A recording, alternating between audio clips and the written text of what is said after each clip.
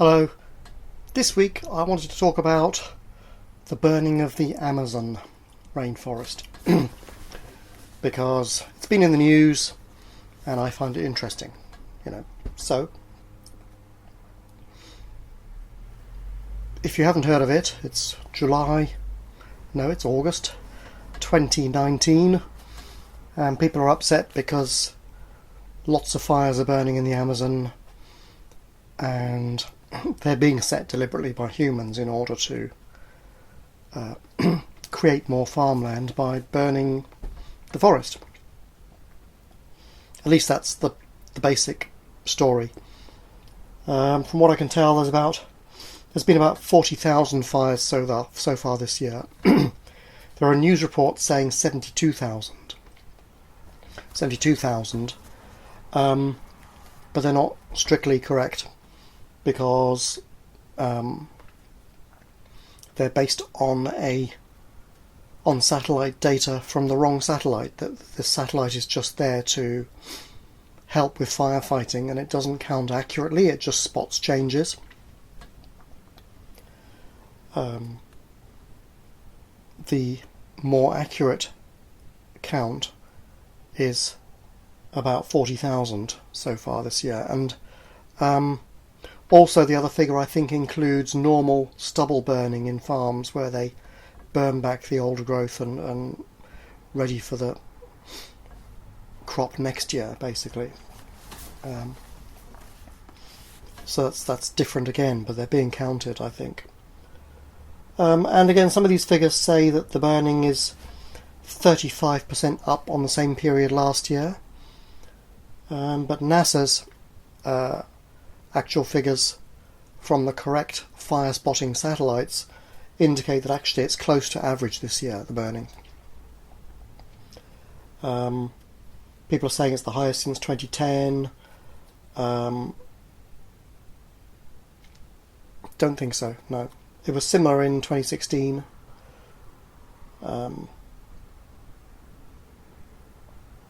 It was higher, I think, in the early 2000s, but has been reduced because of Brazil's environmental policy, which is being reversed by the current government there. And I think we should put it in perspective before I go on, because obviously we shouldn't be burning down the Amazon, but it's not a problem in the short term, in fact. Yes, it's uploading extra carbon to the atmosphere, don't want that. The Amazon is said to produce about 20% of the oxygen that is produced in the world, or that is released in the world. Maybe so. However, if the Amazon were to disappear tomorrow, it wouldn't matter for us in the short term, because there's thousands of years of supply of oxygen in the atmosphere anyway. It's not that crucial. Most of our oxygen is made by phytoplankton in the ocean, in the upper couple of meters of the ocean. But yes, there would be a long term, there would be a backlog, but we'd have plenty of time to figure out a solution. And also, the Amazon is about 2.1 million square miles, and they're burning about 1,000 square miles a month, let's say for about 6 months of the year. I don't know exactly, but it's a few months. A peak season is around now, I guess. And so they can carry on doing that for like 350 years, before they've destroyed the Amazon entirely. Obviously we don't want to do that, but just to put it in some perspective, the Amazon is big, and certainly they can go on for 100 years without really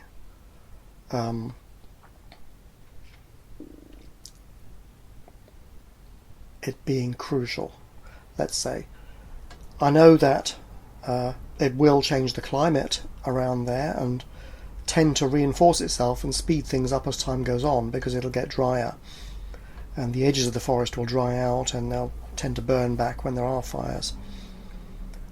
So it's kind of self-reinforcing, the destruction. So it probably won't take 350 years, but 100 years it could easily take. And even then you destroy about half of it, and you probably ruin the climate, and more of it will probably die off to some degree. But there is evidence that the Amazon actually isn't that old. There are lots of huge towns from the late Stone Age with thousands of inhabitants being uncovered as the forest is burned back. Obviously there's nobody there now. They were abandoned. We don't know exactly when the Amazon grew up, but some of the place at least is relatively recent. I expect most of it is ancient though. I guess somebody who knows can give some info on that. Nevertheless, I don't think we want it to be destroyed. For me, the main problem is not the carbon so much. It's the extinction of species. I mean, we're losing hundreds daily, actually, and they're gone forever. Talking about Brazil's policy, the Open Democracy Foundation claims to have a leaked PowerPoint presentation from the current government, which I suppose is an advisory document, I don't know. But the Open Democracy Foundation is funded by George Soros, so who knows what their agenda actually is. And they don't actually show us the full PowerPoint presentation, so again, I've no idea what it was really all about and whose it was and so on. We just got their word to go on. But the presentation, as far as it goes, says that the Brazilian government's strategy, or the strategy advised to them, and probably it sounds like it is their strategy, certainly the way it's presented in the articles, is that they want to strategically occupy parts of the Amazon forest to block the AAA conservation project. That is a project to kind of block off 500,000 square miles of the Amazon north of the Amazon River, going from the Andes all the way across North America, through the Amazon to the Atlantic. That's the three A's: Andes, Amazon, Atlantic. It's a huge area, obviously 500,000 square miles, a quarter of the current Amazon. They want to make it essentially a conservation area. It includes about 2,003 indigenous territories, 222 currently protected areas, and 440 urban and rural centres, towns and villages. But the idea of the President Bolsonaro policy would be to strategically occupy this land so that the project can't go ahead, build within the area, industrialise within the area deliberately, move the indigenous peoples, actually integrate them into the cities and towns, basically. In other words, exterminate them as independent forces. The document advised them to use rhetoric to marginalise them, and NGOs as well. And actually, indeed, a government minister, I think it was the Environment Minister, suggested that the NGOs were to blame for the forest fires.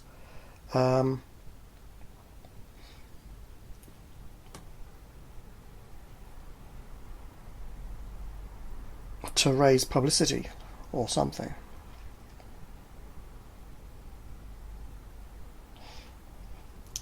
The government has also cut, I think, 40% of their funding or transfers to NGOs as well. Bolsonaro, the president, also wants to make Brazil self-sufficient in enriched uranium. which I guess will require mining in this district. He wants to implement a cybernetic defence plan. Well, I guess that's fair enough. Wants to eliminate malaria and other tropical diseases. Good. And he wants to implement a technological development plan. I don't have any details of it, but okay. That was all in this document, apparently. But of course people are concerned about these strategically occupying and blocking the AAA project and moving and marginalising the indigenous peoples, of which there are loads. And he's complaining when President Macron says, you know, we might block a trade deal. President Bolsonaro has the cheek to call that colonialism, when he himself is doing the same to the indigenous peoples, or worse actually.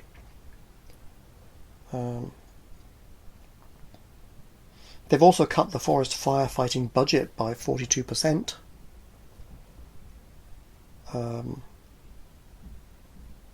They've cut the climate change budget by 95%. So clearly he doesn't believe in it. He wants to boost the economy and industry. And maybe Brazil needs it, I don't know. They have not settled and will not settle, according to his manifesto, any territorial claims from the indigenous peoples.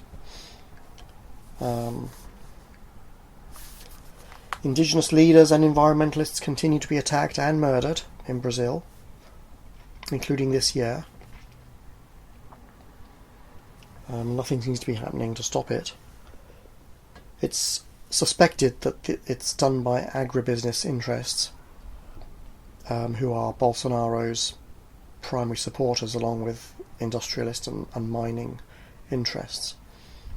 They probably account for half of his electorate or something, so there you go. The minister for the indigenous peoples apparently is a religious fundamentalist. I assume Christian. Presumably it won't stop her being unchristian to those people. The director of the public research organisation that published the satellite info on the fires has been sacked. But I don't know if that's reasonable, given that people are saying actually it's the wrong satellite data. But anyway, there it is.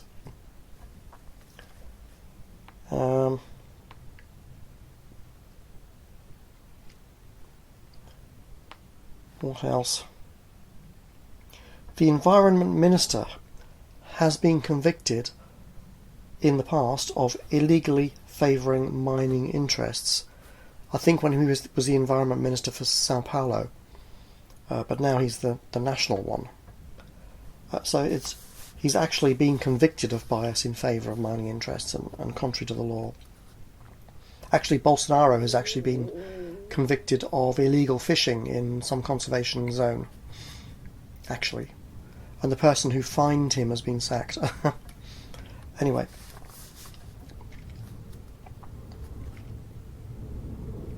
Bolsonaro has stated that climate change may be a problem in 500 years' time, but it isn't now. And he says that the NGOs are only in it to raise money for their own purposes, basically. That it's money-making exercises, that all their protests and lectures and stuff. The Minister of Agriculture there, she favours the uses of chemicals which are banned in other countries, and I think some extra 200 different ones have been introduced over the past year or so.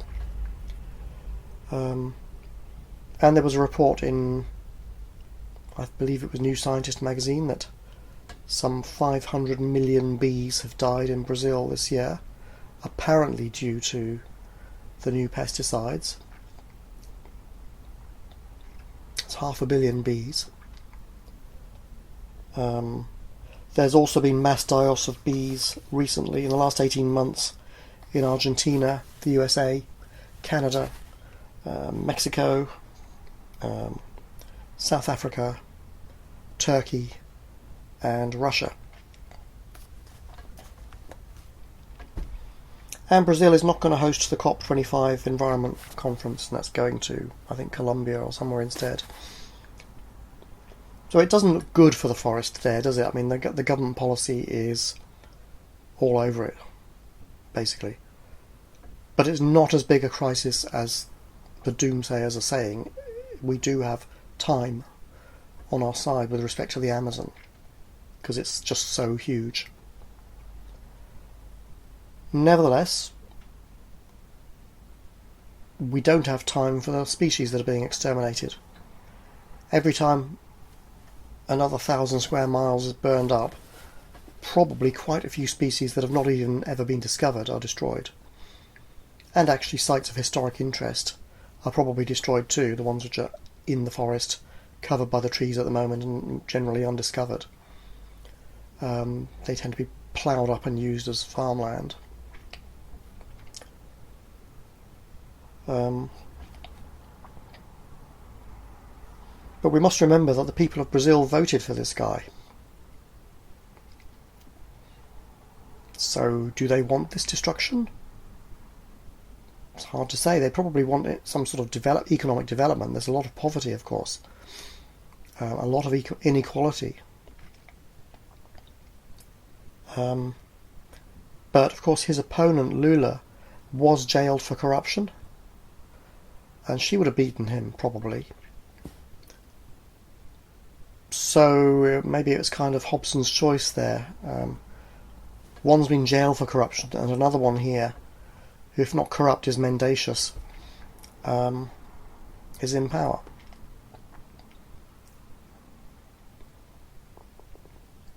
I don't know. You see, to me, the real question about all of this, and the things which are going on in other countries and all over the world, is how can we stop ourselves being ruled by these sociopaths?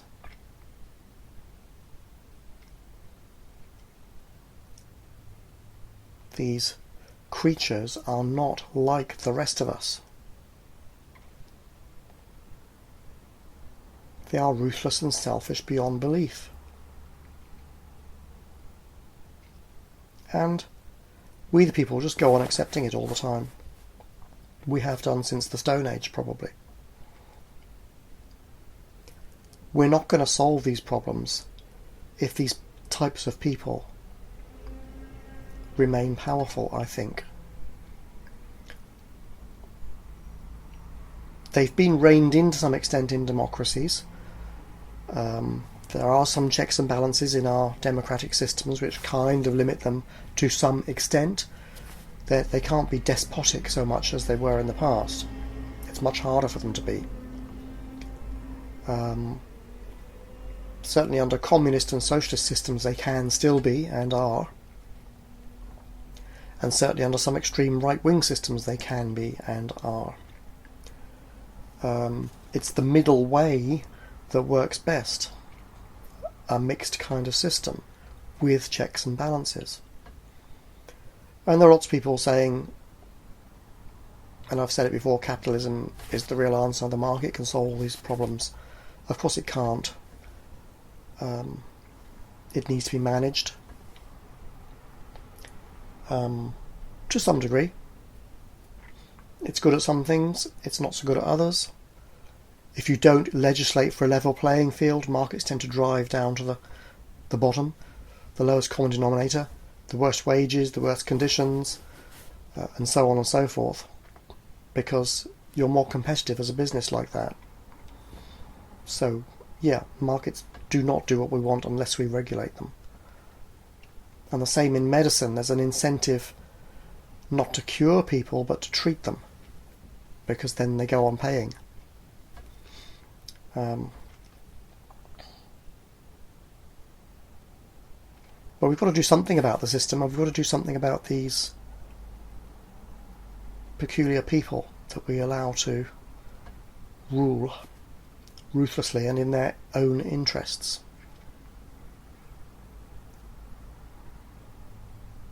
Most people behave in their own interests. in a sense it's human nature, but it's also part of our conditioning, the way we've been brought up in these societies. We've kind of got into a rut. People have been much more sharing and compassionate at various times in the past in different societies. It's just that ours regulates or legislates for competition, and to do well in it you need to compete, where well is defined as making money and having a high social status. Usually, not always in terms of status, but usually it involves money. We really have to change all this. Not sure how. If you've got ideas, let's hear them.